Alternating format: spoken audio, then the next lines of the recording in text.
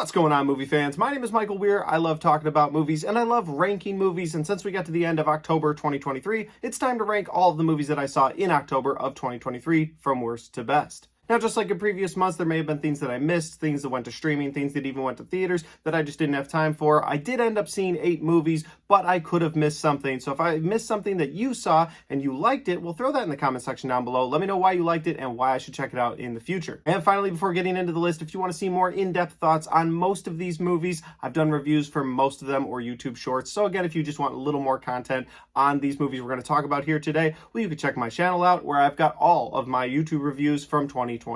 With all that said, let's rank October of 2023 from worst to best.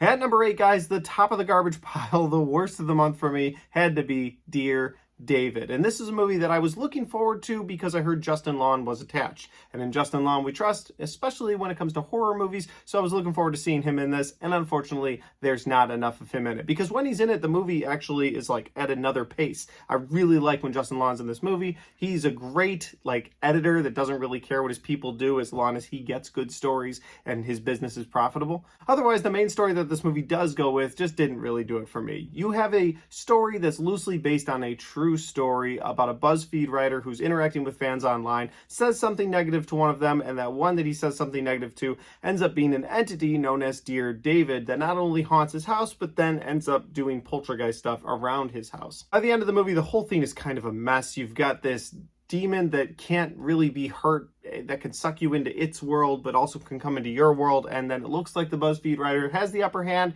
and then they try to throw in a possession twist toward the end. And none of that really worked for me. Again, this was a movie that wasn't scary and just didn't work for me on the story level, and it's a movie I'll never go back to. So Dear David is number 8. At number 7, guys, we have Freelance. Freelance is a John Cena made movie, and what I mean by that is you need a main star that's big enough to be in some action scenes and can also give you some comedic relief, and John Cena can do that. So I understand why they cast him in this movie.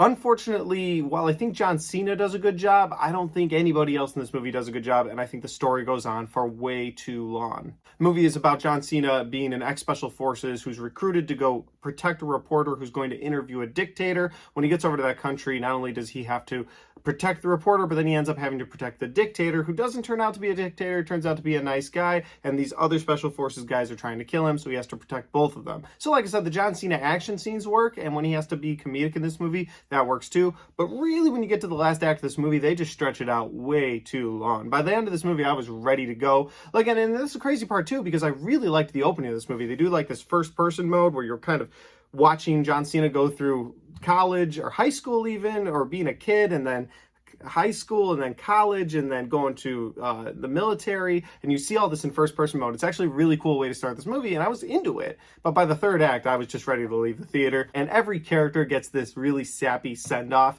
that, again, just extends that runtime for way too long. They needed to edit that thing back to a tighter hour and a half, and I would have been a lot happier. But as it stands, Freelance is number 7. At number 6, guys, is a movie that I might have liked more if I played the video game, but unfortunately I didn't play it very much, played it very little when it first came out, and that, of course, is Five Nights at Freddy's. And I know a lot of Five Nights at Freddy's fans are going to be like, whoa, this was the best movie that was ever made. And I'm really happy that you guys got it, and so I'm not trying to rain on your parade. I'm just saying, for my ranked list, this came in at number 6 this month, because Five Nights at Freddy's, it gave me Matthew Lillard back in a horror movie. I was very happy about that. And at one point, he does take the blood off of the knife, and that was cool because that's a very Matthew Lillard from Scream thing to do, and it just made me want him more in Scream 7. Hoping we get that. But ultimately, the story involving Josh Hutcherson and his sister, his little sister in this movie, the movie was actually pretty cool for the beginning portion, just like Freelance, where I was really digging the storyline. Like, okay, he's going to be a night security guard at this place,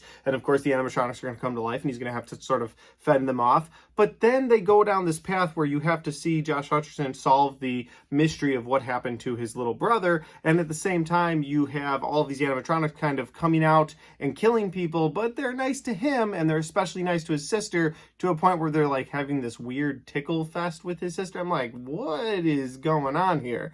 I don't know, the movie sort of lost me once they started doing all that. And then there's William Afton's, it's a spoiler, so there's something going on with a police officer. If you've seen the movie, you know what I'm talking about. that part of the movie didn't work for me either. But it might all be video game lore, and so I just didn't understand it, and for that, I understand. Again, if you like this movie, I get it. But again, for me, that's why Five Nights at Freddy's is number 6. At number 5, guys, Exorcist Believer. I wanted this movie to be so much better than it was. And while I do think that it has some rewatchability, and that's why I put it above the other 3 movies on this list, it's still pretty low at number 5. But The Exorcist Believer, it does what an Exorcist movie needs to do, where it makes you invest in the character before it possesses them. And so I appreciate that. Something that I have an issue with from the original Exorcist movie is you're not really invested in that girl, and then one day she just starts acting weird and possessed, and you're supposed to feel bad for her or bad for the mother, but you don't really feel bad for anybody because you've never really connected to any of them, especially the little girl. Whereas this movie really helps you connect to one or both of those girls, and then when they do get possessed, when they have those demons inside of them, and then there's 2 girls possessed at the same time, like all of that worked for me. And I really liked how the sort of religious Avengers came together as well, and I kind of make a joke about it, but it was cool seeing like the preacher and the Catholic priest and the voodoo lady or whatever she was, but they brought all these people together and they were like, we're all going to take you on together, demon. That was kind of cool. I don't think I've ever seen something like that in an exorcism movie.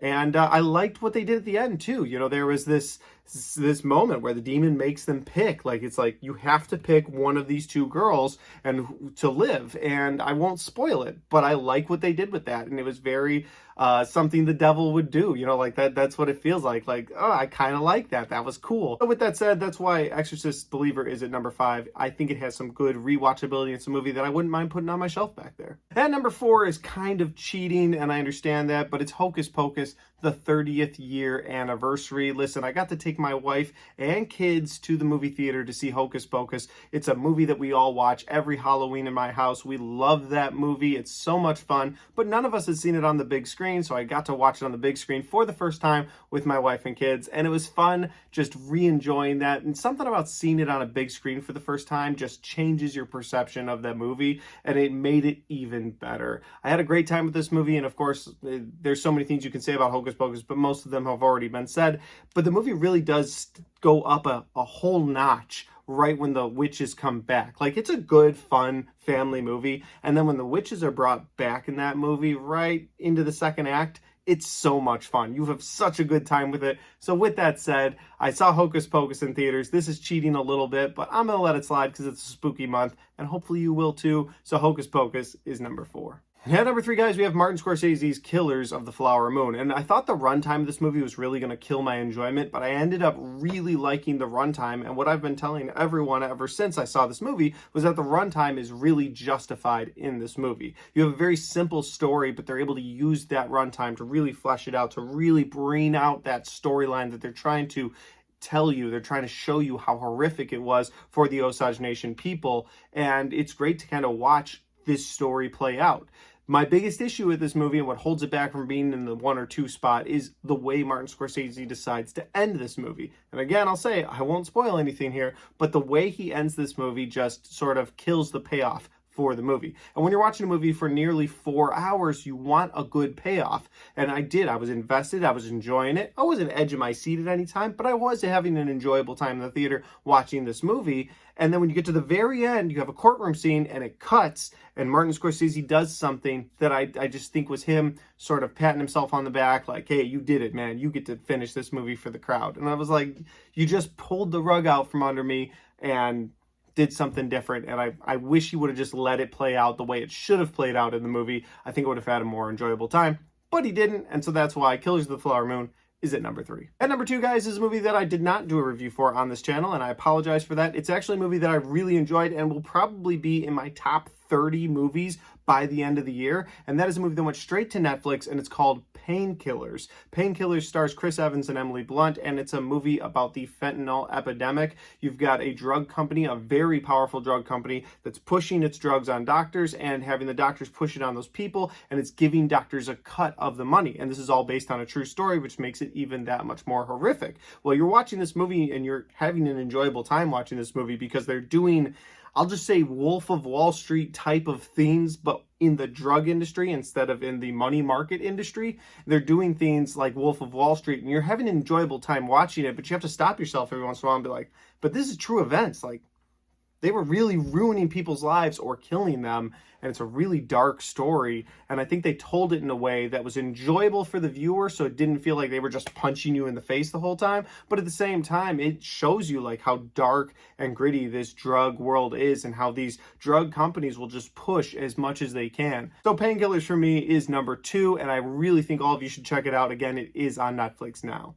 At number 1, guys, is a movie that went straight to Amazon Prime, and I will never understand why it went straight to Amazon Prime because it was so damn good, and that is Totally Killer. This is a movie that I did not anticipate being as good as it was. Sat down to watch it in a hotel room one day. We got about 40 to 45 minutes into the movie, and I had to stop it because I had to wait to watch it with my wife. We watch a lot of horror movies together. It's like our thing, and so I was sort of waiting to watch it with her.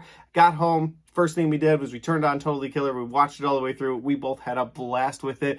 Absolutely loved it. There's something about that sort of murder slasher angle, but also throwing in time that reminded me of Happy Death Day that I really enjoyed. You also had a weird mask, also reminded me of Happy Death Day. Like, there were some comparisons to be made there. But I loved this girl getting transported back to the 80s, having to deal with her mom as a teenager, and her mom as a teenager is a bitch. And so getting to see all of that was really fun, and to experience that. The music changes. The whole vibe of the movie changes when she gets transported back to the 80s. And again, it all worked for me. I liked all of that. There's some weird things you could say about toward the end of the movie that don't make a lot of sense, but it's a time travel movie, so not everything's going to make sense. So I was going through this list, like, what did I have the most enjoyable time with in the month of October? And that had to be Totally Killer, so that's why it's at number 1. And guys, that's my ranked list from October of 2023. And if you've seen any of these movies and you want to rank them in the comment section down below. And if you've seen any of them and you have thoughts and comments about them, throw those in the comment section down below because I'd love to know your thoughts on these movies. Finally, guys, if you like this video, don't forget to hit the like button because it helps the video, it helps the channel, and it helps me right here. See you next time. Alright guys, we got to the end of my October 2023 ranked video, and I have a great time doing these, and I've gotten all the way to November now doing all of them consistently, and I'm really proud of myself. But if you want to check out any of the other ranked videos I've done this year, you can click right there. Or if you want to check out all of the upcoming movies that are coming out this year, you can click right there.